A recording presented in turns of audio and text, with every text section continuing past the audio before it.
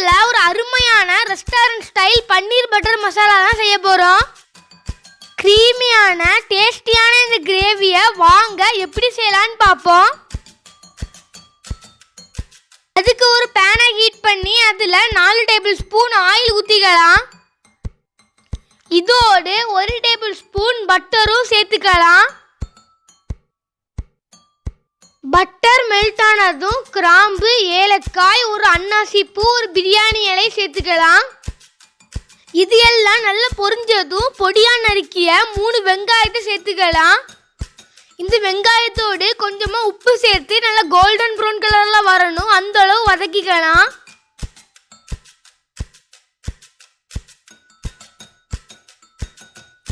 இப்போ வெங்காயம் நல்லா வதங்கியாச்சு. இனி இதோடு 1 டேபிள் ஸ்பூன் இஞ்சி பூண்டு விழுது ஆட் பண்ணி அதோட பச்சை வாசனை போது வரைக்கும் நல்லா வதக்கிக்கலாம்.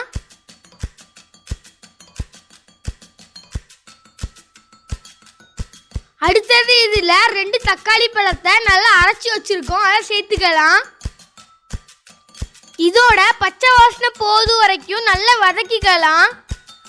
இப்போ மசாலா சேர்த்துக்கலாம். 1/2 டீஸ்பூன் மஞ்சள் தூள், 2/2 டீஸ்பூன் காஷ்மீரி மிளகாய் தூள். நாங்கள் கலருக்கு வேண்டி காஷ்மீரி மிளகாய் தூள் தான் யூஸ் பண்ணியிருக்கோம்.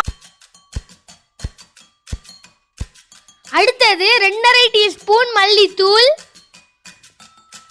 1/4 டீஸ்பூன் கரம் மசாலா. இந்த மசாலாவோட பச்சை வாசனை போது வரைக்கும் நல்லா ஒரு 1 நிமிஷம் வதக்கிக்கலாம்.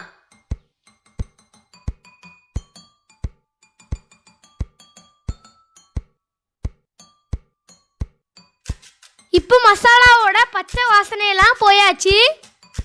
அடுத்தது இதில் ஒரு 1 கப் தண்ணி சேர்த்து நல்லா மிக்ஸ் பண்ணிக்கலாம்.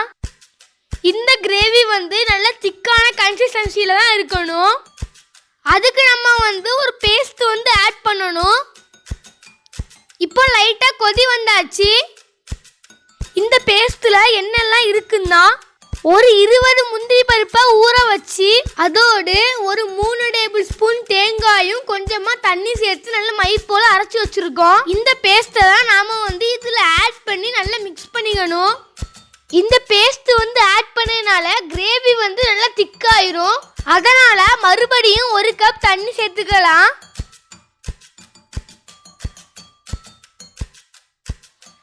இப்போ இந்த கிரேவிக்கு தேவையான உப்பு சேர்த்துக்கலாம்.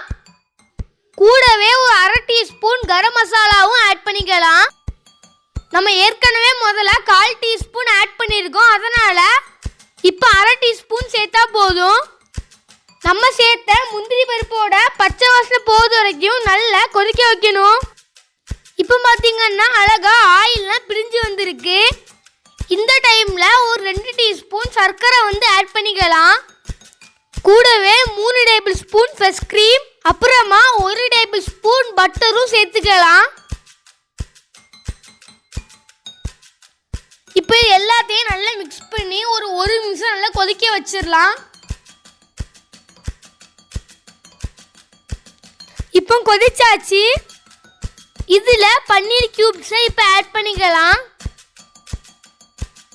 அப்புறமா கொஞ்சமாக மல்லி இலைகளையும் சேர்த்து நல்லா மிக்ஸ் பண்ணிக்கலாம்.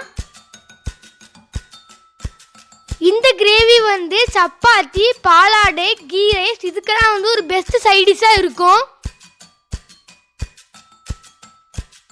நம்ம பன்னீரை சேர்த்த பிறகு மறுபடியும் ஒரு 1 நிமிஷம் நல்லா கொதிக்க வச்சுட்டு ஸ்டவ் ஆஃப் பண்ணிக்கலாம்.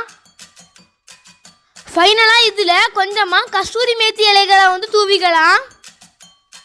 பாருங்க, நம்மளோட சூப்பரான ரெஸ்டாரண்ட் ஸ்டைல் பன்னீர் பட்டர் மசாலா ரெடி ஆயாச்சு. இந்த கிரேவியில் நம்ம முந்திரி பருப்பு அப்புறமா ஃப்ரெஷ் க்ரீம்லாம் சேர்த்ததுனால ரொம்ப ரிச்சான டேஸ்ட்டு சூப்பராக இருக்கும். இந்த வீடியோ பிடிச்சிருந்தா லைக் பண்ணுங்கள், ஷேர் பண்ணுங்கள், கமெண்ட் பண்ணுங்கள். இது வரைக்கும் நம்ம சேனலை சப்ஸ்கிரைப் பண்ணாதவங்க சப்ஸ்கிரைப் பண்ணிக்கோங்க. பக்கத்தில் கூட பெல் ஐக்கானை கிளிக் பண்ணிக்கோங்க. தேங்க்யூ ஃபார் வாட்சிங்.